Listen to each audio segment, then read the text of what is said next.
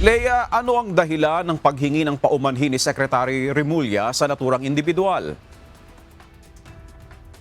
Jake, magandang tanghali sa iyo. Ayon kay DILG Secretary John Vic Remulla, nagkaroon sila ng pagkukulang sa paglalabas ng kautusan noong isang linggo kaugnay sa pagbabawal sa mga walang suot na damit pang itaas na nasa kalsada.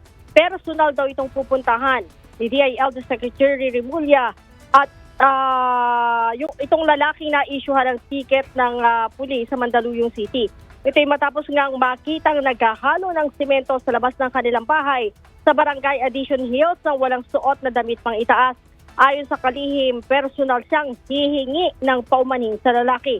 Inamin din ng kalihim na nagkaroon ng pagkukulang sa malinaw na pagpapatupad ng Safer Cities Initiative na layunin lamang ay mapanatili ang kaayusan at katahimikan sa mga lansangan.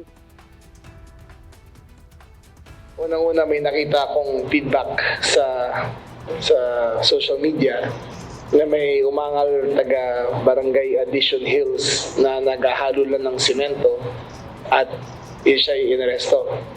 Ako po ay humihingi ng paumanhin at pupuntahan ko po siya sa mga susunod na araw at sabihin ko na at ako na po ang hihingi ng paumanhin.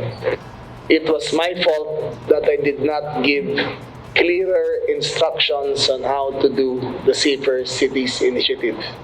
Nagkulang po ako ron. Samantala, nagsasagawa ng Command Conference ng Philippine National Police upang linawin ang mga limitasyon at tamang implementasyon ng programa. Ayon pa sa kalihim, ipapahayag nila ang mas malinaw na alituntunin upang maiwasan ang kahalintulad na insidente sa mga hinaharap.